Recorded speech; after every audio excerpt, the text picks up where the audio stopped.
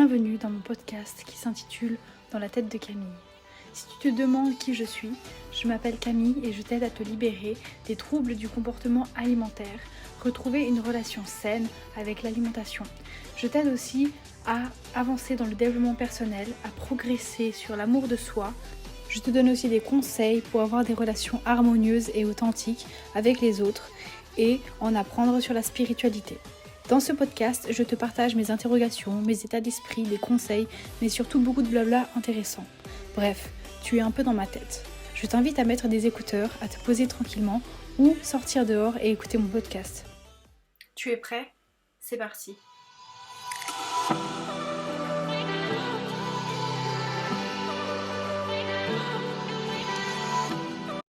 Salut, j'espère que tu vas bien. Aujourd'hui, je te retrouve dans un nouveau podcast où j'aimerais te parler de la peur et de l'amour. Ça va être un audio peut-être un podcast un peu spontané parce que j'ai pas énormément préparé, mais je voulais y aller avec le cœur et faire ça dans le flow. Donc, j'ai parlé de la peur, de l'amour et comment influencer un peu ça dans notre vie. Voilà. Je vais partir peut-être dans tous les sens, mais je vais en parler. Je pense que ça peut être très intéressant, des pistes de réflexion, etc. Donc, qu'est-ce que la peur, qu'est-ce que l'amour ? Déjà, il y a deux émotions de base en fait. Les deux émotions de base, c'est l'amour et la peur. Après, toutes les autres émotions, elles découlent de ça. Donc la joie, la tristesse, la colère, le dégoût. Je pense que tu as vu le film Vice Versa, ou en tout cas, je te conseille d'aller le voir. Mais toutes ces émotions-là, le dégoût, la colère, ça découle de ces deux émotions. Ça découle de l'amour et de la peur.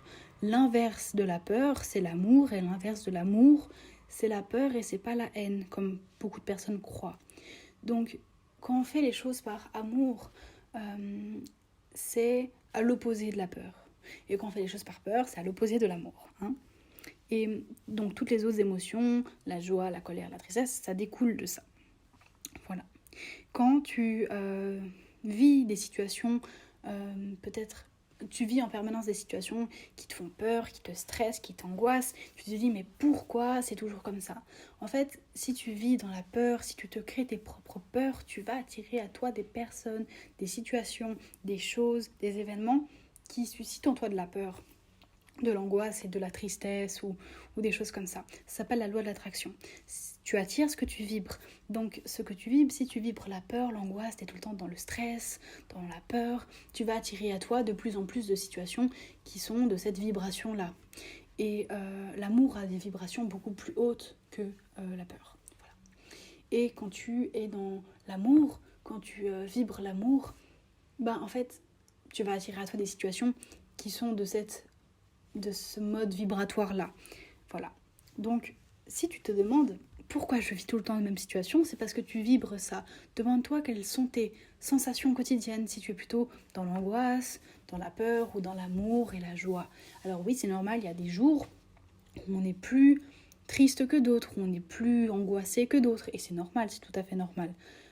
Mais après voilà, si c'est en général dans la vie de tous les jours, tu te demandes pourquoi tu es tout le temps dans la peur, dans l'angoisse, regarde au fond de toi ce que tu vis. Si le matin tu te réveilles, oh j'ai peur d'être en retard, ou oh mais je suis heureuse d'avoir une nouvelle journée, tu vois. Oh j'ai peur d'être en retard au boulot, ou je vais rater mon train, l'angoisse, le stress, tout ça. Comment tu commences ta journée et comment tu vis ta journée, ça influence ce que tu vas attirer à toi, tu vois. Et très souvent je me disais ouais mais pourquoi j'ai toujours ces personnes-là que j'attire qui me font du mal et tout. Et en fait, c'est parce que j'étais à cette vibration-là de peur, d'angoisse qui attirait des personnes qui me faisaient peur, qui me faisaient du mal, qui me mettaient en colère, par exemple. Parce que j'attirais ce que je vibrais. Et maintenant que j'en ai pris conscience et que je suis beaucoup plus dans cet amour et dans cet épanouissement, j'attire à moi des personnes beaucoup plus intéressantes, beaucoup plus épanouies dans leur vie. Et voilà, en fait, c'est juste que j'ai changé de mode vibratoire. Tu sais, des fois, tu mets ta radio sur off ou sur on. Tu changes de mode, en fait. Ou tu mets sur Radio Plus et après, tu mets sur, One FM. Tu changes d'onde de radio, tu vois. Et voilà, c'est pareil. Il faut changer l'onde de radio. Peur ou amour ? Je te conseille l'amour. Mais peut-être que tu es sur la peur. Et donc, je te conseille, c'est un travail à faire. Ça prend du temps, bien sûr. Tu peux être accompagné par des gens qui sont spécialisés là-dedans, ou qui s'y connaissent très bien, ou qui ont des coachings, des formations, dont moi je fais des coachings, je te propose mon coaching en promotion à 25 €. Voilà, pour 3 personnes, les 3 premières personnes auront 25 € et 25 € de réduction, donc ça fait du 50%. Donc je te mettrai le lien dans la barre d'infos. J'ai créé un coaching personnalisé pour l'amour de soi et pour les troubles alimentaires. Donc l'amour de soi, on va passer très souvent de la peur à l'amour. Enfin, on va travailler sur tes peurs et beaucoup d'autres choses pour t'amener dans l'amour aussi. Mais voilà, quand tu changes d'onde vibratoire, on va dire ça comme ça, c'est un travail à faire et passer de la peur à l'amour, ouais, c'est une question de choix aussi, de prise de conscience et de choix. Utiliser de nouvelles affirmations positives, de nouveaux mantras, tout ça c'est un travail, c'est un choix à faire pour te permettre d'avancer et de changer de mode vibratoire. Utiliser des affirmations positives qui sont de l'ordre de l'amour, de la joie, du bonheur, de la vie.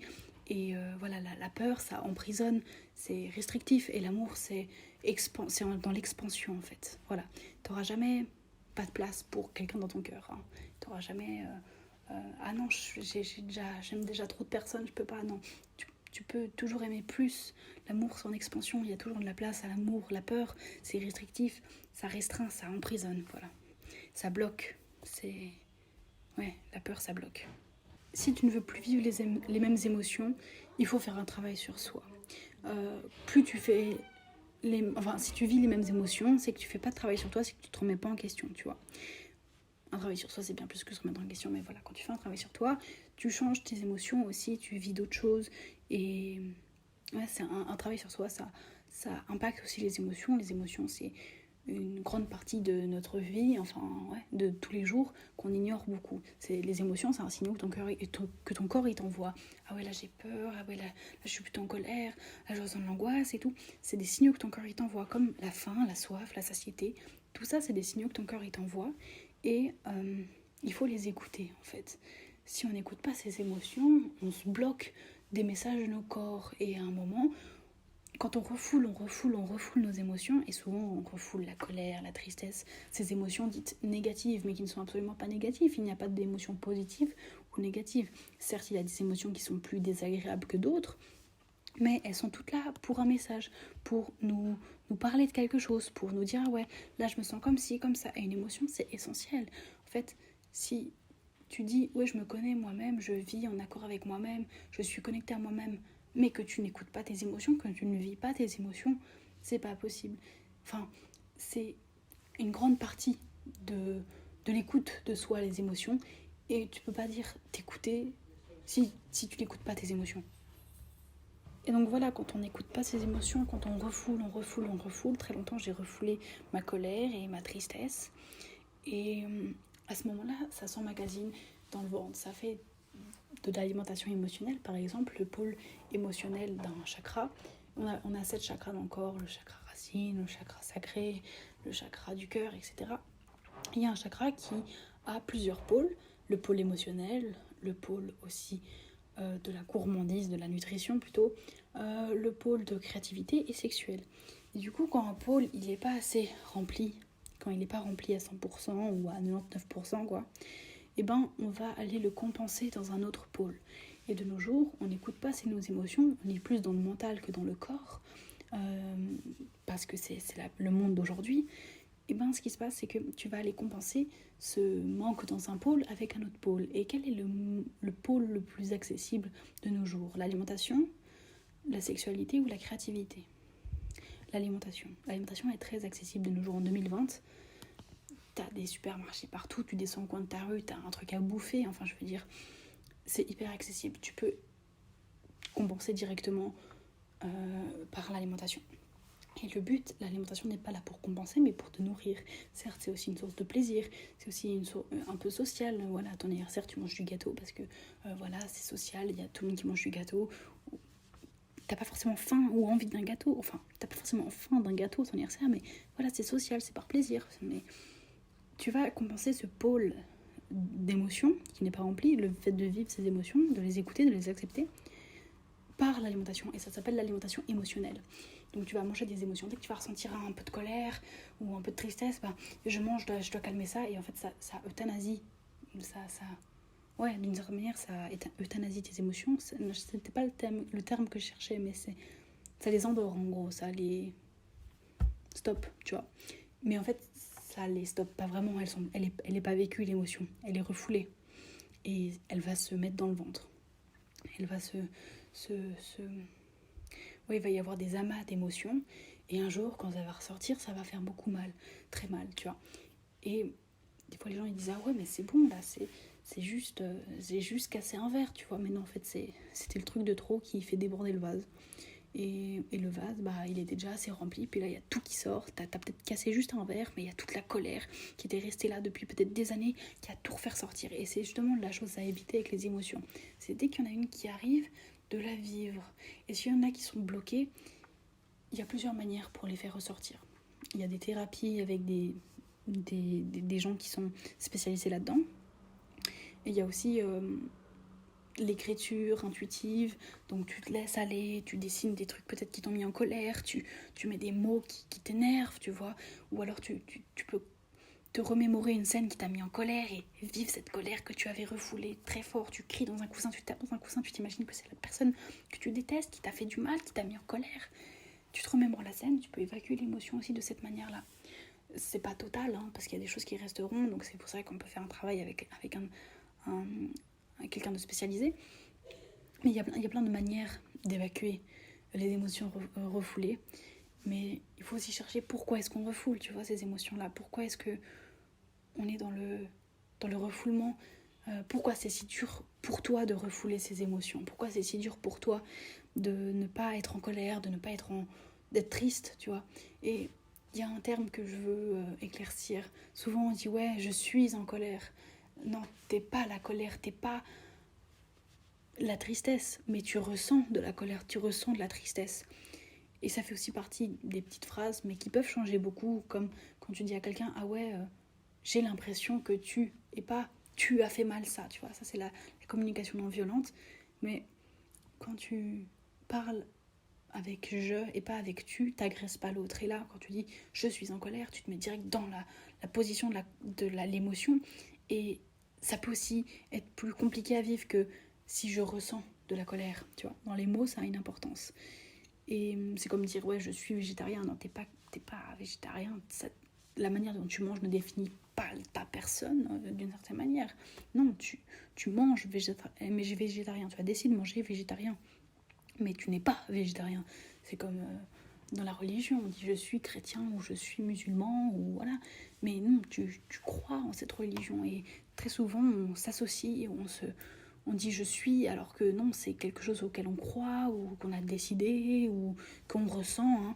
Hein. On s'associe trop sa personne des fois à des choses qui ne nous définissent pas. Tu vois, ma religion ne me définit pas. Hein. Tu vois, c'est pas parce que tu es chrétien ou juif que tu as telle ou telle qualité. Hein. C'est pas parce que tu es juif que tu seras plus social qu'un chrétien. Non, hein. La religion juive te fait croire en certaines croyances qui sont différentes que la religion chrétienne. Mais ça ne définit pas ta personne, ça ne définit pas tes qualités, tes défauts, ta religion. En tout cas, pas tous. Hein. Pas tous. Donc fais attention aux mots que tu utilises aussi. Et essaie d'identifier maintenant le travail avec l'émotion. Ouais, pourquoi est-ce que je suis en colère? Enfin, non. Pourquoi est-ce que je refoule la colère? Pourquoi est-ce que je refoule la tristesse? Pourquoi j'ai du mal à vivre ça? Qu'est-ce que ça réveille en moi de difficile? Et d'essayer de... Voilà, pourquoi j'en suis là aujourd'hui à refouler? Ce serait déjà la prise de conscience du pourquoi. Hein. Et ensuite, ça sera le comment me libérer, comment réussir à faire ressortir tout ce que j'ai refoulé ces dernières années. Ça, c'est le travail aussi qui est important à faire. Mais la première partie, c'est toujours la prise de conscience. Sans prise de conscience, si on reste dans le déni, ça avance pas. Ça avancera pas. Donc voilà, c'était un audio assez important pour moi. Enfin, un podcast assez important. Plus court que les derniers, je pense. Mais c'était important pour moi d'aborder ces émotions et la peur, l'amour, le refoulement, voilà. J'espère que ce podcast à cœur ouvert t'aura peut-être aidé, t'aura plu. Et ouais, je te souhaite une magnifique journée, à très vite. Merci d'avoir écouté ce podcast jusqu'à la fin. J'espère qu'il t'a plu et que tu as appris beaucoup de choses. N'hésite surtout pas à le partager, à t'abonner pour rester au courant de ce qui arrive et mets un pouce vers le haut. Si tu as des questions ou des remarques, mets tout ça en commentaire, je te lirai avec plaisir. Je rappelle que ce n'est que ma vision des choses. Libre à toi de penser autrement. Gros bisous, prends soin de toi et à très vite.